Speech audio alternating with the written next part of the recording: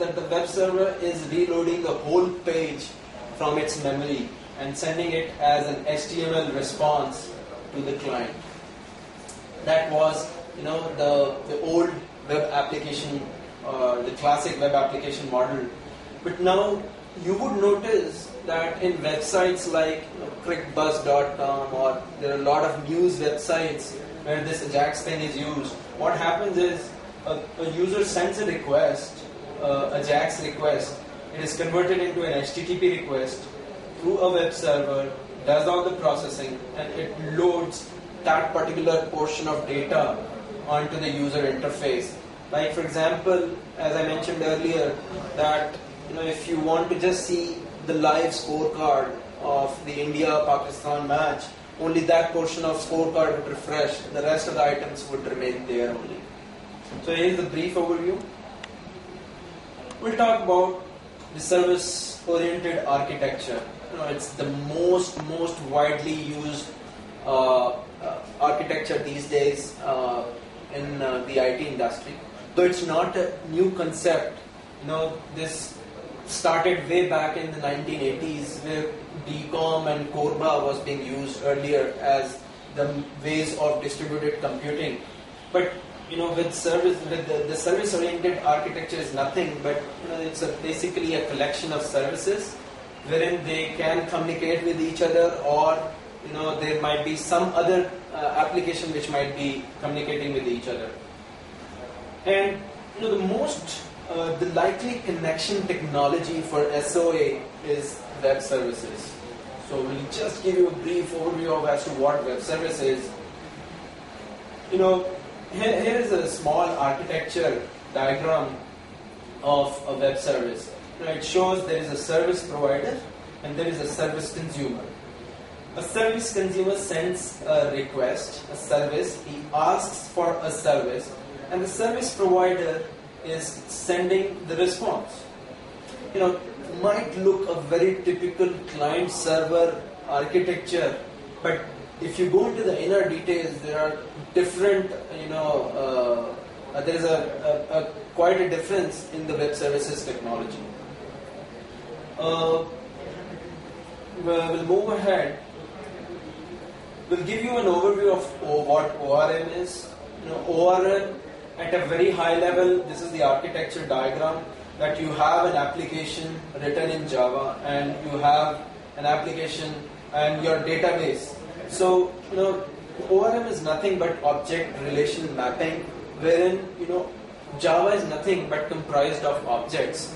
And, the whole idea of writing an enterprise application is manipulating or dealing with data. If there's no data, enterprise application is as dumb, as anybody else. So what ORM, makes life easier for a software professional is, first of all, we'll let you know what ORM is and what Hibernate is. It's nothing but a representation and conversion of data between the database and OOPS-based language like Java. We'll be using Hibernate, which is an open source framework. Helps you persist the data, whatever data you take from the UI, and store it into the database. It will also help you as a query service where you want to know something as to what, like for example, if I give you a very typical application, like in a hospital management system, I want to know the list of patients. So, the list of patient list is nothing but, you're fetching some data from your database. So, that listing service is nothing but you're trying to query some information from the database. Just remember one point, the whole enterprise application is about CRUD operations. CRUD stands for create, read, update, and delete. With these frameworks, a developer can focus more on the business logic rather than worrying about the SQL syntax. Well, that's my favorite topic. Coding horror or error. I did a lot of mistakes as a young professional, but to learn your mistakes and not to repeat those mistakes, that's a true professional. So what I will do is in this session, I will share my thoughts as to how, first of all, what the common mistakes a programmer do, but what you can do to avoid those mistakes. We'll talk about what are the various coding standards, how to write and structure the code. That's the most important part where a young software professional like you gets confused. We'll really talk about that. And we'll also talk about code coverage and the other details. As I mentioned earlier, we'll brush through about different usage of tools. You might have written small Java programs or other programs in editor like Notepad, but you will realize once you go into the IT industry the usage of different tools like Eclipse, wherein the sophistication is too high, where you can do you can write applications within minutes, and tools like Eclipse, Maven, and for testing web services, SoapUI helps a lot. Debugging, that's again my favorite area. Reason being, I spend around 80% of the time in debugging rather than just coding, because with such experience now I can write code immediately, but debugging is a very important part.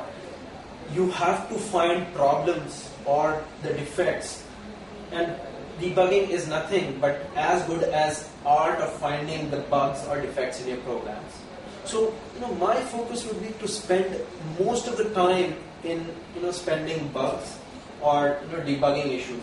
We'll be using Eclipse again for as to how to find bugs or the exceptional conditions in your program. That's the most important thing which I mentioned earlier. That's the most of the time is spent on debugging issues rather than just coding. And we'll use Eclipse for debugging problems. Unit testing. Again, that's the most, again a very, very important part and parcel of a software developer. If you write a buggy code full of bugs, your life is a hell. You need to understand the importance of unit testing. A unit is nothing but a very small and smallest testable part of your application. So that's the piece of the code which is usually written by you. Like for example, it could be as simple as writing a function or a method, and you need to test that in all the scenarios. We'll be using JUnit Test, which is nothing but a testing framework for the Java programs. Going ahead, I talk, there are different languages which people can speak. I can speak Hindi, I can speak English, I can understand Punjabi. But, there are a hell lot of languages, numerous languages I would say. I see the similar thing in the IT world. You talk about the 80s, the 90s, you see every 5 years or so or 10 years or so, you will see a new language coming up.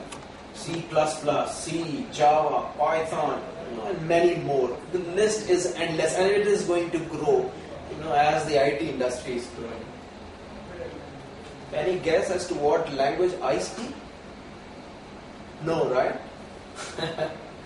Well, I speak Hindi, English, and Java. Might look funny, but that's the truth. At home, I speak English, Hindi, but professionally, I speak Java